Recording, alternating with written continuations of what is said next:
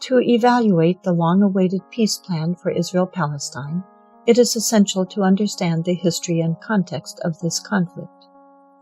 Originally, the vast majority of the population in what is now called Israel had been Muslim and Christian. But in the late 1800s, zealots from Europe and the U.S. began a movement called Zionism, whose goal was to push out this population in order to take over the land for a Jewish state. For decades, this was a fringe movement, as most Jews around the world, including in the region itself, did not support it.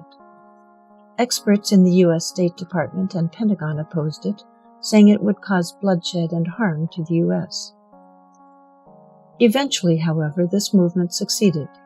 In 1948, Zionist forces expelled hundreds of thousands of Palestinian Christians and Muslims and confiscated their land and property to create a Jewish state, which they decided to name Israel.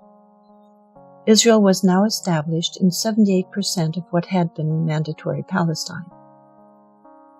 Then, in 1967, Israel launched another war and conquered what was left of Palestine, the West Bank and Gaza. This is illegal under international law. By the way, during that war, Israeli forces tried to sink a U.S. Navy ship monitoring the conflict, killing 34 American servicemen and injuring 174. Israel has now turned the West Bank and Gaza into open-air prisons, controlling all entrances and exits and invading at will. Every day, Israeli soldiers invade Palestinian villages, beat and abduct Palestinians, including children, and destroy Palestinian property. Israel has blockaded Gaza for 13 years, causing malnutrition in children, huge unemployment, and desperation. 70% of Gazan families are refugees pushed out by Israel in 1948, their ancestral homes and land stolen by the new Jewish state. Finally, in 2018, Gazans began a mass Gandhian-type march for their rights. Israel responded by deploying snipers, and it has been shooting demonstrators during their weekly protests every week since. All these actions by Israel violate international law. Stealing people's land is illegal. Imprisoning them is illegal. Shooting and beating them is illegal.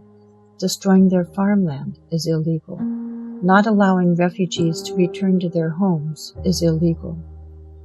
And now, rather than a plan to bring justice and peace to this ravaged land, the proposed plan would permanently trample Palestinian rights, setting Israel's theft of Palestinian land in concrete. This is no surprise, given that the plan was largely drawn up by a lifelong Israel partisan and under an administration beholden to a multi-billionaire U.S. campaign donor who has indicated he favors Israel over the U.S., and that the pro-Israel lobby in the U.S. is the most powerful lobby on behalf of a foreign country in our nation. This lobby has already procured the largest aid package in U.S. history, $38 billion of U.S. tax money to Israel over the next 10 years, which works out to over $10 million per day.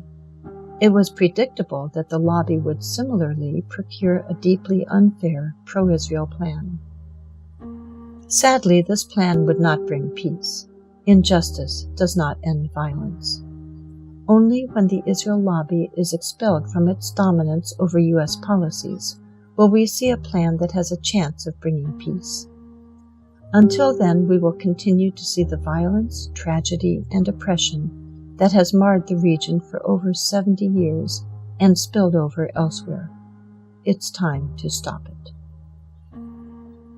To see the details of the plan, go to the link on your screen. And to see recent Israeli actions in the Palestinian territories not reported by U.S. media, see the second link.